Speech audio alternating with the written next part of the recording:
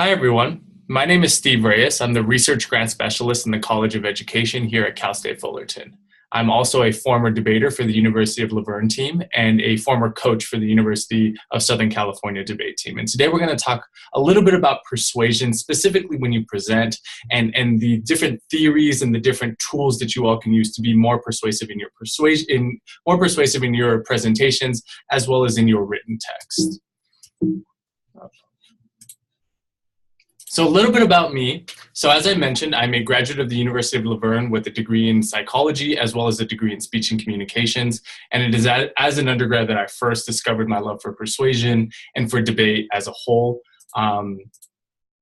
So at the ULV debate program, at the time that I was debating there, we were ranked top 50 in the entire world, competing with teams like Harvard, competing against teams like Oxford and Cambridge. And we were very successful at that time.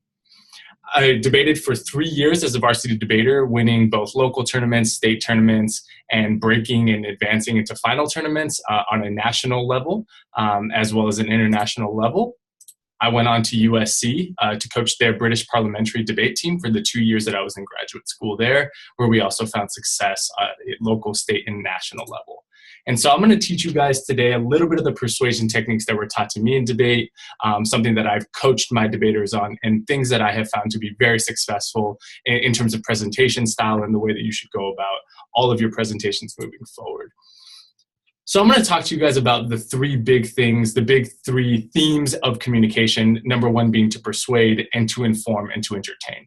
And these are the three central points of all presentations, and the manner in which you should deliver them should include all three aspects of persuasion, information, and entertainment. So a couple of things I learned from debate: the importance of structure. So we'll get into this a little bit later, but making sure that you have themes and points that drive your presentation instead of just a continuous flow of ideas. The importance of limiting text in presentations. Again, this is something we'll get into, but making sure that you are the focus of your presentation and not the words on the screen. The P's of persuasion, I'll describe exactly what I mean by that, but they are critical to making sure that we are structuring our presentations in a way that people can easily follow. And again, the importance of logic and reason. I'm going to show you guys an interesting little strategy that I've developed, which is bringing up opposing points as a way to solidify your argument. And I found that to be a very persuasive method as well. So you should be doing all of those things, as I mentioned earlier: persuasion, informing, and entertainment. So the first thing I'm going to teach you guys is road mapping. So road mapping, in essence, is telling them what you're going to tell them, then telling them what you told them. Very straightforward. This is the structure that should guide every one of your presentations. So begin with a description of what you want to cover in your presentation. Usually this is 3 or 4 bullets. I prefer themes. The reason why I prefer themes is it allows people to couch all of your points within those themes, so they leave your presentation with an understanding of what you want them to understand instead of fragments that you've pulled out from a presentation, right? So a lot of people will remember statistics from a presentation instead of the argument of a presentation, and our goal is for people to remember the arguments of your presentation. The roadmap should be very brief, should contain 2 to 3 points at most. If you have more than that, you haven't done a good enough job of synthesizing your themes. And you don't know the material well enough to synthesize those themes. Your roadmap should not be descriptive, and this is a difficult thing for people to master. It should be like an appetizer. It should just be thrown out there for them to jot down quickly, perhaps in a notebook, or for them to remember it throughout your presentation. It shouldn't be descriptive at all. So remember that all of your content needs to align with your roadmap. So one thing that I advise all of my presenters and all of my debaters is to make sure that somebody's listening to your presentation when you begin to practice, and make sure that they can follow along with the lessons that you are teaching them. So what does a good roadmap look like? So you want to begin with the purpose of your presentation. What is the genesis, or what is the reason, the motivation behind all of the work that you've done? And there is a reason behind it, obviously, whether it's to fulfill some sort of requirement, whether it's because you are personally invested in a project, whatever it is, you have to begin with the purpose of your presentation, because it allows people to be a little bit more involved in your project as a whole. your roadmap should begin with a problem. And I'll discuss this a little bit further in a little bit, but every presentation and every effort has to be in pursuit of solving some sort of problem. So making sure that you get that problem out to begin with at the beginning of your presentation is going to make it a lot easier for you to then tell them about the solution to that problem. Then you discuss 3 overarching points. These are the themes that I mentioned to you a little bit earlier, making sure that these themes are very easy and consistent so that your audience doesn't lose track of where you are in your presentation. And it should provide a very small amount of context. So this is a good example. So for instance, you were giving a presentation on a community center in an urban area. The first thing is to discuss the problem. So this is the way that you get people involved and interested in your issue to begin with. So if you discuss issues of gang violence and drugs and dropouts within this community, suddenly they've become invested within this community as well. And they want to see it do well and succeed, and they want your project to be a success. Just this very simple mechanism, this very simple strategy has already involved them within your project. Then the presentation is on 3 themes. What is the community center providing to students? What does the center provide to families? And what does it provide for the community? Again, very straightforward, just an appetizer. Now they know that your presentation is about these 3 things. But they also know that there's an overarching point, and it's community change. So when they leave your presentation, they're not talking about the gang violence or the drugs or the dropout statistics. That is a mistake that a lot of presenters will make. Instead, they leave your presentation talking about community change. And that is ultimately what we want them talking about. We don't want them talking about the problem. We want them talking about the solution. So moving on, why should you limit text in your presentations? Well, first of all, because the focus should be on you. And the moment that you have too much text, the audience reads your slide and ignores you. And I unfortunately have been victim to this many times as well. And I'm sure many of you have. So the issue arises when they're reading your slides and not listening to you at all, and they miss your point entirely. But by giving them very short, very limited text in the presentation, it allows them to have to listen to you and to have to listen to the arguments that you're making. Text should be there for you, the presenter, not for them. All it should be there for is to reinforce the train of thought or the idea that you're actually talking about in that moment. Presentations are designed to be a visceral response. It should be something that is very emotional. Including pictures and infographics does a much better job of describing your project than any sort of statistics can. So if you must include text, 5 bullet points at the most in one presentation is about the range that I give all of my debaters or presenters.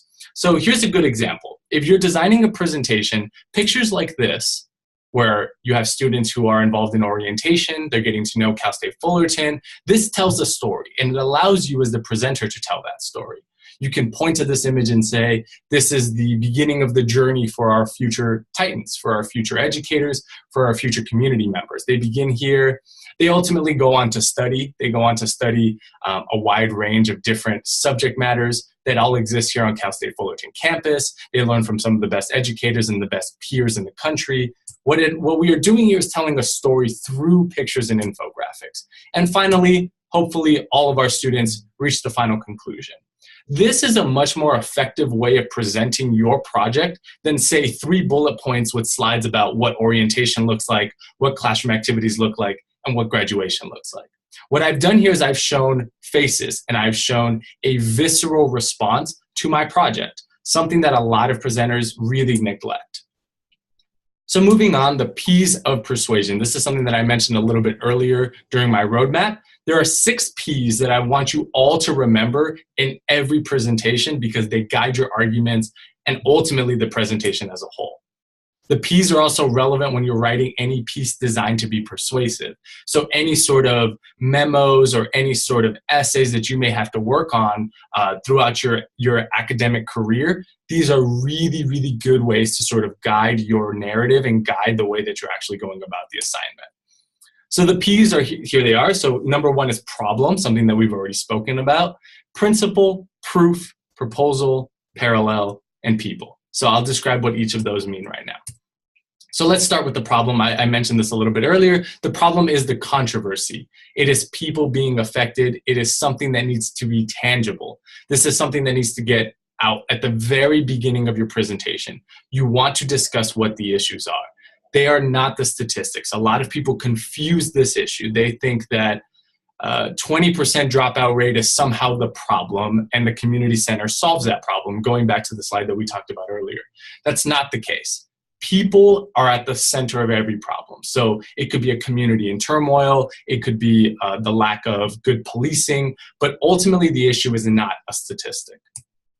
Step 2, introducing the principle of your project. And this is really difficult for a lot of people to figure out.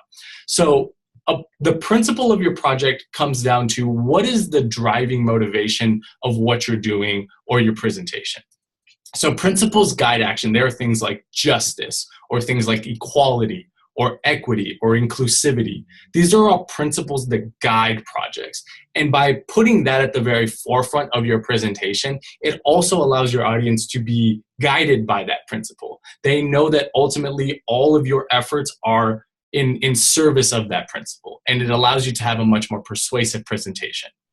So remember, principles guide action. They don't care what you do so much as they care why you are doing the thing that you're doing.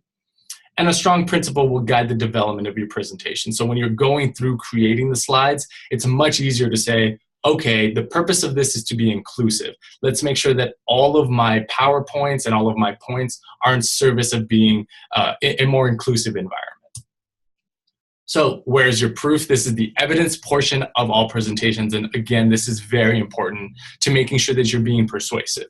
So the proof, so once you've introduced your problem and your principles, you have to justify them as a real problem. And you have to justify that principle as being in service of a real problem. This is where the evidence comes in. So without evidence, your whole presentation is just anecdotal. It's just based off of what you have said. And that's not enough for your audience, and it certainly shouldn't be. There should be research guiding the structure of how you went about your presentation. There should be structure to the theories and the best practices that you're utilizing. Making sure that you can have a litany of evidence really solidifies your argument. And it makes it so that there's less holes that people can then punch into it with the question and answer portion of your presentation or whatever comes after your presentation. The key is to layer the proof. And a lot of people have difficulty with this as well. It shouldn't seem very different from your argument. Your argument should flow, and right after that argument, the evidence should be introduced. So for instance, if your argument is there's a lack of community policing in a particular region, the evidence for that can easily be the high crime rates. But those things should be woven in together so that the problem has really presented itself, that there's something wrong with this community and it is in need of services. That's how you layer the proof within your argument and make it much more persuasive. So the parallel, and again, this is something that a lot of people forget to do. Evidence in and of itself is not an argument. You have to link it back through a bridge back to the original problem. So the thought isn't over until you can successfully link it back to the problem. Don't make it difficult for your audience. So I tell people to go ahead and just say it. Go ahead and say, this piece of evidence links directly back to the original problem through X, Y, and Z. That way the audience doesn't have any issue identifying how it is that you've designed your project based off of good evidence to solve your problem. It should be a 3-step process in that respect. So I advise people to use linking terms like as a result, or this points to, or this culminates as. It allows you to directly build that bridge between your evidence, your problem, your solution. They've now completely been integrated together as one solid point. It also allows the argument to be synthesized and exhausted completely. So this is your proposal. Now we've gotten to the next P, your project or your program. What exactly is it that you're talking about? So the proposal, once you've established the problem, contextualize it with evidence, it's time for you to tell me what your solution was. So your proposal should directly address the problems, and if it hasn't directly addressed the problems, do not be afraid to tell them why it is that that wasn't successful. Because ultimately, all of your presentations are designed to get as many people involved in your research as possible. Pretending that you had a flawless project, all that does is that puts people off to the rest of your presentation. There should be limitations. There should be difficulties with the things that you're doing. And it's okay that your solution did not solve the entire problem, but be able to discuss those things adequately. Your proposal should be multifaceted, but ultimately not overly complex. Remember, this is not a dissertation proposal where you're going to be in the room for an hour. This is usually 20 to 30 minutes at the very most. So your proposal and your solution should be 2 to 3 points. This is how we designed this project. This is why it was effective, or these were the limitations to its effectiveness. And the people. This is what it's all about. This is the last P. This is what we're really, really honing in on when we're talking about any type of persuasive presentation. People drive everything that we do. They're in all of our efforts, and they're at the focal point of every effort that is made. So be sure to talk about them. Describe who these people are that you were affecting. Describe what their situation was before and after your intervention. Describe what sort of state of affairs they have to live in. That's what's persuasive about a presentation, not statistics. And people really need to make that transition. This is where anecdotes, interviews, pictures, all of these items are especially effective at this point. Do not be afraid to put those things in this type of presentation when the purpose of it is to be persuasive. So this is a good example. This picture. In one quick picture, all we've done is we've illuminated the people that are involved here at Cal State Fullerton. This is much more of a persuasive picture than any body of text could have possibly been in a full PowerPoint presentation. It's shown effectiveness. It's at the very least has shown that we can bring people together to have a good time and that Titans are a community. That's really what we've been after the whole time anyway. So remember, don't neglect people. I advise people to put that at either the beginning or the end of their presentations. So in practice, this is a good example of how I have structured these types of presentations in the past, or you can use this for a paragraph in a persuasive essay. So for instance, cities in Los Angeles experiencing low rates of high school completion. These communities are in dire straits. The proof is obviously that these schools are funded at a much lower rate and a higher unemployment rate. The unemployment rate paired with the lack of funding creates a necessity for kids to work, so they rarely enroll in post-secondary education.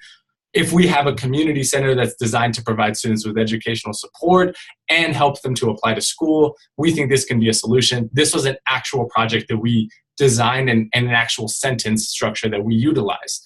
And we use this for a presentation where we discuss exactly how the community was transformed through our initiative. So this is a good example of being persuasive and layering your different aspects of your presentation together to create one argument. And ultimately, that's what a persuasive presentation should be about. So the importance of logic and reason, wrapping up. So your project will not be bulletproof. And this is a good strategy that I tell people to utilize all the time. It's not going to solve all of the world's ailments. It may have not even solved the problem that you set out to solve. So being able to ground your project and its limitations is critical to coming off as persuasive. The worst thing you can do is go up there and pretend like you know more about the subject matter than anybody else and you solved more problems than anybody else, because they'll dismiss you. Academics and certainly the layperson, your audience, doesn't want to hear about all of the things that went right. They also want to know what they can do to improve your project or perhaps replicate your project in their own backyard. That's why it's important to weave in aspects of limitations, weave in other opposing points of view. If somebody may disagree with your approach, make sure you put that in there. Talk about why their point of view may be valid, but ultimately is not necessarily the best practice. That is much more persuasive than dismissing them summarily. It's just not going to work out for you. So remember, everyone, persuasion is about being genuine, whether it's through the spoken or written word. People want to see the passion and feel the dedication that you were describing, so make sure you allow that to happen. Simplicity is the father of persuasion. Don't put long paragraphs in your presentations. It's just not going to go well. Simplicity is always the way to go. Make sure to weave in your evidence. People love to know that they are not alone in believing your argument. So making sure that you have a lot of reputable folks who also agree with you is usually the best way to do this. And finally, remember that people want us to change the world, so it's up to you to allow them to tap into that and to allow them to change the world through your presentation. That's it for me. Thank you all so much for your time and for your attention. And I think, Jamie, at this point, you want to take it from here?